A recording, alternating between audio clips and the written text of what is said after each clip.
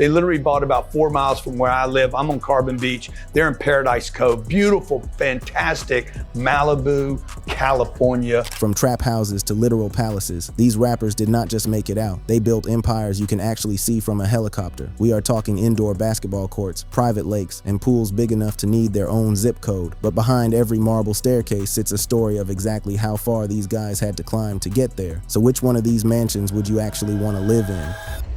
Rick Ross.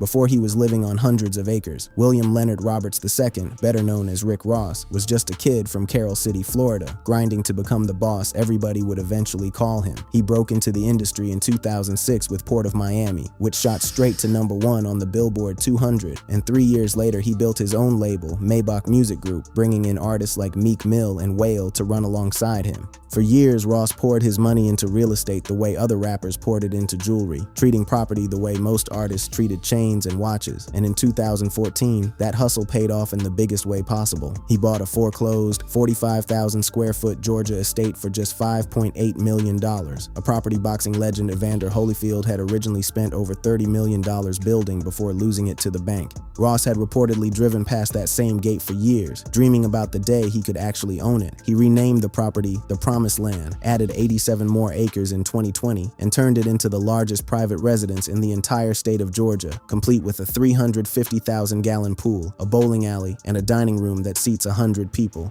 He did not stop there either, later dropping $37 million on a Star Island mansion in Miami, right alongside neighbors like Jennifer Lopez. Today, the Promised Land is valued at roughly $35 million. But for Ross, the real flex was never the price tag. It was the fact that a kid who used to just look at that gate from the outside now owns everything behind it, right down to the same driveway he once only imagined driving up. Drake.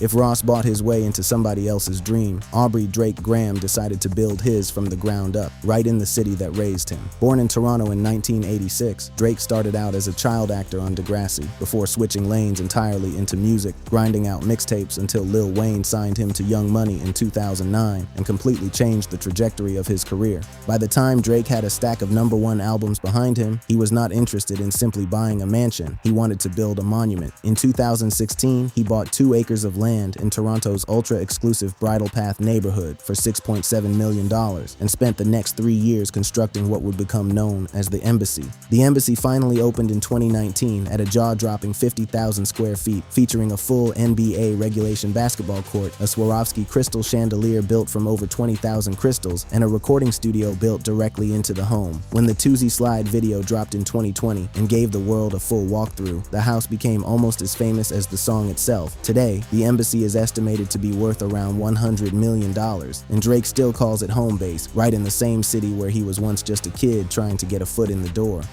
Jay-Z. Now go back even further, because if Drake built new money, Sean Jay-Z Carter is the blueprint for old money done right. Born in 1969 in the Marcy Houses projects of Brooklyn, Jay-Z sold crack before he ever sold a record, and it took years of independent hustling through his own label, Rockefeller Records, before Reasonable Doubt finally made him a name in 1996. Jay-Z's path to a mansion was not fast either. He and Beyoncé spent 3 straight years house hunting in Los Angeles, repeatedly getting outbid by buyers with even deeper pockets, before finally landing a newly built Bel Air estate in 2017 for $88 million, the most expensive home sale in Los Angeles County that entire year. The 30,000 square foot property came with 8 bedrooms, 4 outdoor pools, a full basketball court, and a helipad, and the couple later added bulletproof windows along with their own private living space beneath the pool. It was not even their last big move either, since in 2023, they topped themselves entirely by buying a $190 million Malibu estate, the most expensive home sale in California history, a purchase that took years of quiet negotiation before it ever became public. From the Marcy projects to owning literal real estate records, Jay-Z's story proves the biggest flex was never just getting the house, it was never forgetting the block that made him want one in the first place. DJ Khaled. Then there is Khaled Muhammad Khaled, the man who turned yelling his own name into an empire. Born in 1975 to Palestinian immigrant parents in New Orleans, Khaled came up as a radio DJ and mixtape hustler in Miami before producing his way into the inner circle of Terror Squad and eventually becoming one of the most connected men in hip-hop. Khaled's whole brand became about celebrating success loudly, so naturally his real estate followed the exact same script. After buying and flipping an earlier Beverly Hills mansion, he set his sights on Miami Beach, closing in 2018 on a nearly 13,000 square foot waterfront estate on Pine Tree Drive for roughly $21.75 million.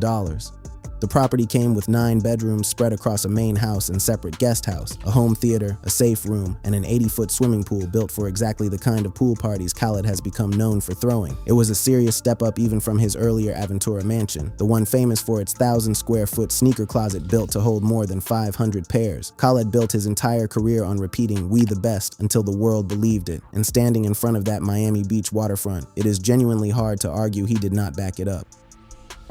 50 Cent. We close it out with Curtis 50 Cent Jackson, whose mansion story is really a story about learning real estate the hard way. Born in 1975 in South Jamaica, Queens, 50 clawed his way out of the drug game and survived being shot 9 times before turning his near-death story into Get Rich or Die Trying in 2003, an album that sold over 12 million copies worldwide. Fresh off that success, 50 went looking for a house that matched the moment, and he found it in the most unlikely place, a 51,000 square foot Farmington, Connecticut estate previously owned by boxer Mike Tyson. He bought it in 2003 for $4.1 million and then poured millions more into it, adding a nightclub, a movie theater, and a recording studio where he would go on to record The Massacre in 2005. The mansion, later featured on MTV Cribs and famous for its indoor pool grotto and stripper poles in the basement, became one of the most talked about celebrity homes of its era. But 50 eventually learned the harder lesson of real estate too, listing it for $18.5 million in 2007 and finally unloading it in 2019 for just $2.9 million, a brutal 84% loss. Still, for over 15 years, that Connecticut estate stood as proof of exactly how far 50 had come, even if the market did not agree with his asking price. Sometimes the flex is not about the return, it is about proving you can have it in the first place. Ending. If you learned something new about how far these guys came to build the homes they live in now, do me a favor and drop a like, leave a comment telling me which mansion you would want the most, and subscribe so you do not miss the next one. We got more real ones coming.